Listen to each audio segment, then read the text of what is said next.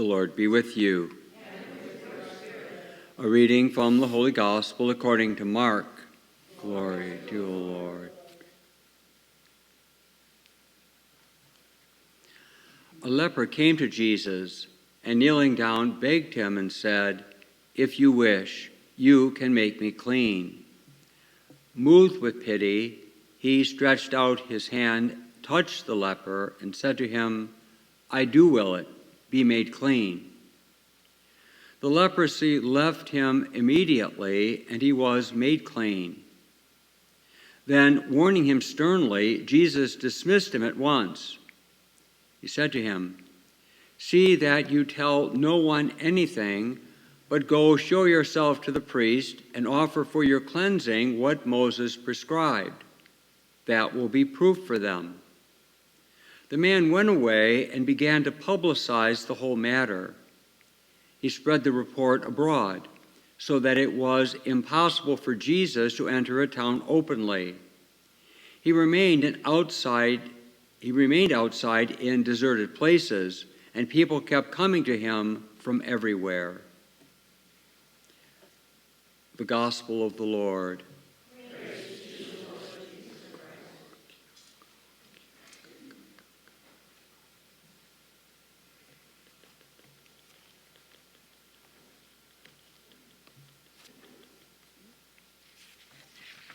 It's difficult to understand things more deeply when they're not. The first reading isn't necessarily taken out of context, but we don't have the wider context of the reality. There was a rebellion at Meribah and Massah. Again, I didn't reread the whole story, but the point really is that the people had hardened their hearts toward God. That obtuse spirit. I'm going to do it my way, and I don't care who you are, what you think, because I'm going to do it the way I want anyway. They did. Now, so again, it would seem like a contradiction. Harden not your hearts as at the rebellion. What was the rebellion? Well, from God's point of view, from the hearts of the people. There was a violent rebellion between, I would suggest, the Romans and the Israelites, who climbed this flat-top mountain and kind of had been hiding up there, and the Romans kind of figured out they were going to starve them out, and they ended up killing them all. Your ancestors, God is saying, your ancestors tested and tried me, and they saw my works for 40 years. But they turned their backs on God. So the author of Hebrews really makes that point for us. Don't be like that. Don't be stubborn. Don't make all your plans and find your way and then bring it to God and say, "Would you bless this, please?" But that we bring ourselves to the Lord with an open mind and an open heart. I think we see that pretty clearly in a very personal way. It's really a pretty amazing story, I think, in the gospel. Clearly, there's no hard-heartedness in this leper. First of all, look at his courage and his, I would say, spirit of faith or a spirit of hope. We typically are given the understanding, and I think quite correctly, that these lepers felt rejected because they were. I mean, again, it was a practice of good hygiene, because they didn't know what all these skin diseases were. It wasn't always leprosy. It might have just been eczema, or it might have been a pustule or something. It's like, well, that's creepy, get out of here. They didn't have a Kmart. Wow, I'm dating myself. They didn't have a CVS or a Rite Aid on every corner, So it's like, okay, it really was a practical reality of hygiene and public health. Okay, you got to stay out of town. But despite his ostracization and rejection from the social community, you'd think his self-esteem would really be hidden and buried. It's a brave statement. If you want to, I know you can make me clean, if you wish. We can all do a lot of things for good, probably for ill too, but for good that we want to, but we don't necessarily desire it. So a lot of good could be done, but it isn't. If you want to, you can make me clean. That's a statement of faith. Despite his situation in life, whatever his self-esteem was this person married? Did he have children? Was he single? He obviously had to leave his job, all of that. Now again, notice the Lord's response, and I don't know how you can make anything else out of this other than a direct miracle. For instance, we'll hear the story of the multiplication of loaves of the 5,000, which was actually a real experience because it's in all four of the Gospels in two or three different expressions.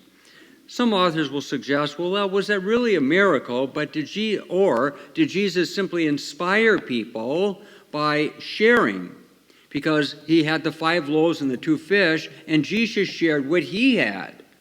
And maybe it was the miracle of sharing. This seems like a direct hands-on, literally, Jesus touched him. So today, we're using the Mass for the mercy of God. You're beginning to recognize that prayer, I presume. I like to say that Mass quite a bit. Pity is not exactly the same as mercy in the sense that it's not exactly the same as compassion, but pretty close. Close enough, let's say. I do will it. Be made clean. The leprosy left him immediately.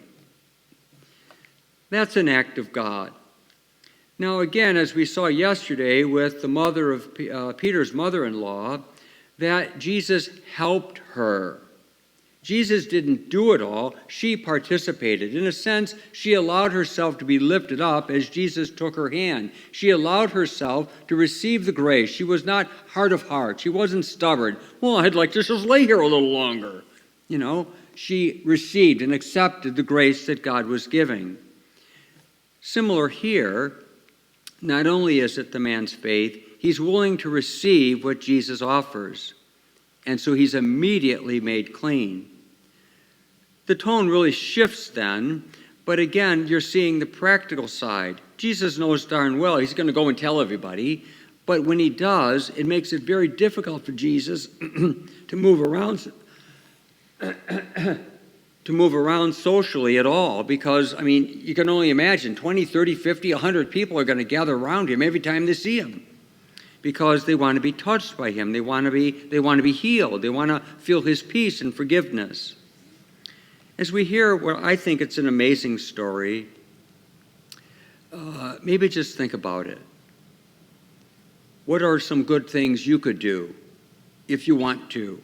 The good we can do, the kindness we can show, the mercy we can offer, the things we might want to do, but we don't really desire it, however that works, you see. As we pray then, be mindful of the mercy of God.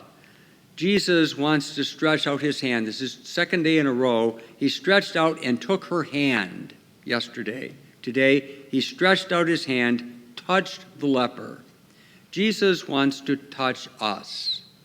And more often than not, it might only be our stubbornness of heart or our resistance or fear to not want to be touched by Jesus. Oh, I know. It's like, who doesn't want to be touched by Jesus?